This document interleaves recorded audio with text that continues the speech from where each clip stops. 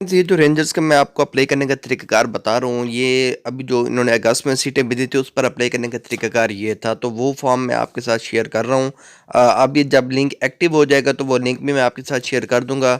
तो इसी तरह तरीक़ाकार आपको पता होगा, ताकि आप जैसे लिंक एक्टिव हो फ़ौरन अप्लाई कर लें, क्योंकि अगर आप टाइम से अप्लाई नहीं करेंगे, तो बाद में लिंक बिज़ी हो जाता है, बहुत सारे एप्लीकेंट्स होते हैं, तो मसला बन जाएगा। तो आप लोग तरीका सीख लें और जो है ना फ़ौरन फिर जैसे ही कल तक, सुबह तक, शाम तक लिंक एक्टिव होगा, वो भी मैं इसी चैनल के ज़रिए आपको अपडेट कर दूँगा, तो फिर आप फ़ौरन अप्लाई कर दीजिएगा। तो चलते हैं वीडियो की तरफ। बिस्मिल्लाहिर्रहमानिर्रहीम, अस्सलाम वालेकुम दोस्तों, आपको पाकिस्तान रेंजर्स की ऑफिशियल वेबसाइट पर खुशामदीद करता हूं। और यहां पर आप लोगों ने अपना फॉर्म फिल करना है। अगर आप किसी और वेबसाइट पर फॉर्म फिल कर रहे हैं तो उसको छोड़ दें, वो फेक है। ये ऑफिशियल एडवर्टाइजमेंट वाली वेबसाइट है। तो आप जो है ना, यहाँ पर सिर्फ मेल्स अप्लाई कर सकते हैं, फीमेल्स का तरीकाकार ये नहीं है। उनका तरीकाकार मैं पहले बता चुका हूँ।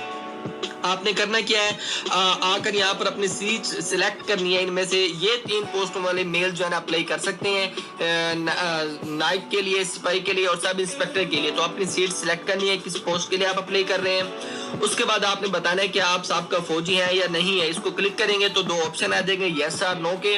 अगर आप यस हैं तो इसको यस करेंगे, अगर आप नो हैं यानी कि नहीं है साहब का फौजी, तो आप नो करेंगे। और अगर आप यस करते हैं तो फिर आपने बताना है कि इनमें से आपका कौन सा महकमा था और आपका रैंक कौन सा था। ठीक हो गया। उसके बाद आपने अपना नाम बताना है। यहाँ पर नाम लिखने के बाद आप अपना फादर्स नेम बताएंगे, वालिद साहब का नाम बताएंगे। उसके बाद आपने यहाँ पर अपना लिखा होगा, CNSA लिखना होगा। ठीक है, CNSA लिख लेने के बाद यहाँ पर आपने डेट ऑफ बर्थ लिखनी है। डेट ऑफ बर्थ का तरीकाकार देख लें, फिर बच्चे परेशान होंगे, मसला भी हो सकते हैं। और फॉर्म फिल करना पूरा देखिएगा, क्योंकि ASF का फॉर्म मैं बता रहा था और आप लोगों ने पूरे नहीं देखे थे, फिर मसला हो गया तो। और आप लोग बाद में परेशान है कि आप मैसेजेस नहीं आ रहे, तो पूरे फॉर्म देखा करें, इंफॉर्मेशन पूरी लिया करें। तो जब यहाँ पर आप क्लिक करेंगे तो आपके पास इस तरह के एक पेज आ जाएगा। उसको आपने कर देना किसी भी डेट पर क्लिक। फिर आप जो है ना यहाँ पर अपना लिखेंगे साल। मैंने 93 लिखा है, किसी की पैदाइश अगर 96 है तो वो 96 करेगा। यहाँ पर आप देखें 96 हो गया यहाँ पर। अगर आप किसी की पैदाइश 91 में तो वो 91 लिखिएगा। यहाँ पर देखें 91 आ गया है। उसके मुताबिक आपने यहाँ पर डेट लिखनी है और महीना सिलेक्ट करना है। ये फिर आपकी जो अगर इस सिलेक्शन कर लेनी है तो देखें 7वां महीना 16 तारीख और 1991, यानी कि आपकी पहले मंथ आएगा, फिर डेट आएगी, फिर आपने ये सिलेक्शन आपने कर लेनी है अपनी डेट ऑफ बर्थ की। उसके बाद आप अपना रिलीजन बताना है। यहाँ पर अगर आप इस्लाम से हैं तो इस्लाम, अगर कोई और है तो उसके मुताबिक आप सिलेक्ट कर लेंगे।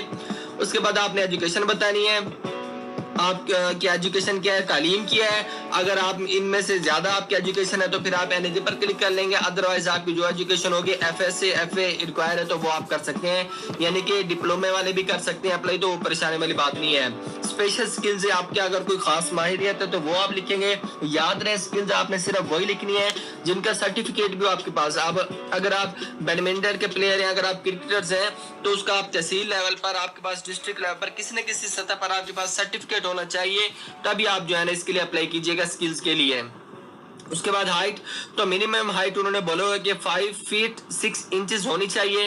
तो यहाँ पर आप देखें, खुद से सिलेक्ट करेंगे आपकी हाइट क्या है। मेरी हाइट मिसाल के तौर पर 5 फीट और 10 इंचेस है, तो मैं 10 इंचेस सिलेक्ट कर लेता हूँ इस तरह से। और फिर आपने प्रोविंस सिलेक्ट करना है, जो भी आपका प्रोविंस होगा उसके मुताबिक वो सिलेक्ट कर लेना है। प्रोविंस यानी कि सूबा सिलेक्ट कर लेने के बाद फिर आपने जिला बताना है। एक है होम डिस्ट्रिक्ट और एक है district of domicile. Home district से मुराद वो डिस्ट्रिक्ट जहां पर आप रह रहे हैं आजकल, वो कौन सा डिस्ट्रिक्ट है आपका, वो आपने सिलेक्ट करना है। उसके बाद आपने डिस्ट्रिक्ट ऑफ डोमिसाइल बताना है कि किस जिले का आपका जो है ना वो बना हुआ है डोमिसाइल। तो उसके जो भी आपका जिला होगा वो आप सिलेक्ट कर लेंगे उसके मुताबिक। और फिर हम चलते हैं परमानेंट एड्रेस की तरफ। तो परमानेंट एड्रेस में आपने अपना मुस्तकिल घर का पता बताना है। टेम्परेरी एड्रेस में भी आपने घर का पता ही लिखना है। उसके बाद आपने अपना मोबाइल नंबर लिखना है। मोबाइल नंबर आपने याद रहे कन्वर्टेड नहीं लिखना, ओरिजिनल लिखना है। कन्वर्टेड नेटवर्क वाला हो सकता है, मैसेजेस ना है आपको। उसके बाद आपने अपना लैंडलाइन नंबर लिखना है, अगर ना हो तो कोई मसला नहीं है, उसको आप जोड़ सकते हैं।